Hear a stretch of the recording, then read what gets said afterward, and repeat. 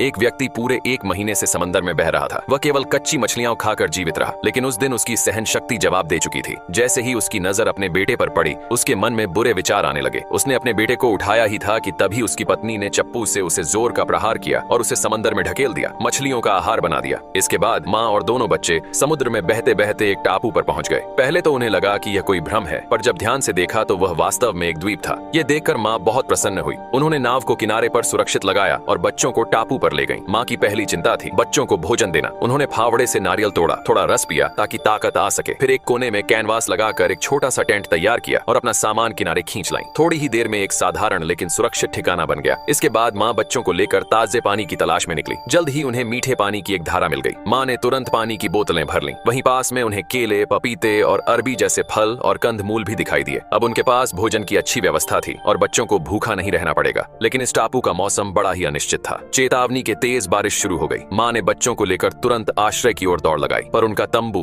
बारिश में बेकार साबित हुआ। मजबूरी में माँ ने बच्चों को कंबल में लपेट दिया और स्वयं बारिश में भीगती रहीं। बारिश रुकने के बाद उन्होंने देखा कि उनका टेंट पूरी तरह अस्त व्यस्त हो गया था। माँ समझ गईं कि अब उन्हें एक मजबूत आश्रय की जरूरत है। तभी बेटे ने पुकारा, माँ। माँ ने मुड़कर देखा कि पास ही एक लकड़ी का पुराना केबिन था। वह खुशी खुशी वहाँ पहुंची। देखने पर पता चला कि वह घर टूटा फूटा जरूर था, पर जरूरत की सारी चीजें मौजूद थीं। संभवतः किसी पुराने जहाज के यात्री द्वारा बनाया गया था। थोड़ी सफाई और मरम्मत से वह एक सुरक्षित घर बन सकता था। धीरे धीरे माँ ने मछली पकड़ने के भाले बनाना सीख लिया और बच्चों के लिए स्वादिष्ट भुनी हुई मछली पकाने लगी। दोनों बच्चों ने टापू पर कुछ नए मित्र भी बना लिए। ये छोटा सा परिवार अब शांत और खुशहाल जीवन जीने लगा। समय बीतता गया और बच्चे बड़े होते गए। अब वे पूरी तरह से टापू की जीवन शैली में ढल चुके थे। एक दिन उन्होंने अपनी नाव को एक मूंगे की चट्टान से बांधा और मछली पकड़ने चले गए। उन्हें पता नहीं था कि रस्सी ढीली हो जाएगी। नाव लहरों के साथ बह गई और तभी पानी में एक शार्क भी दिखाई दी। वे दोनों डरकर ऊंची चट्टान पर चढ़ गए। शाम तक छोटे भाई ने एक बड़ी मछली पकड़ी और उसे दूर फेंक दिया। शार्क मछली खून की गंध पाकर उस ओर चली गई और बच्चे सुरक्षित किनारे लौट आए। जब माँ को यह बात पता चली तो वह बहुत नाराज हुई और उन्हें चेतावनी दी कि सूर्यास्त से पहले घर लौट आया करें, क्योंकि रात को किनारा बहुत खतरनाक होता है। फिर एक दिन एक भयंकर तूफान आया जिससे उनका लकड़ी का घर भी ढह गया। बच्चों को भीगने से बचाने के लिए माँ अकेले ही छत की मरम्मत करने चली गई। लेकिन इस प्रयास में उन्हें तेज जुकाम हो गया, जो धीरे धीरे गंभीर बीमारी में बदल गया। वह बिस्तर से उठ नहीं सकी। अपने अंतिम समय में उन्होंने बच्चों से कहा कि वे एक दूसरे से प्रेम करें, हमेशा एक दूसरे की मदद करें और हिम्मत से जीवन जीते रहें। उन्होंने यह भी बताया कि भले ही जॉन को गोद लिया गया था, पर उन्होंने हमेशा उसे अपने सगे बेटे की तरह ही माना। अंतिम बार माँ ने अपने बेटे को गले लगाकर विदाई ली।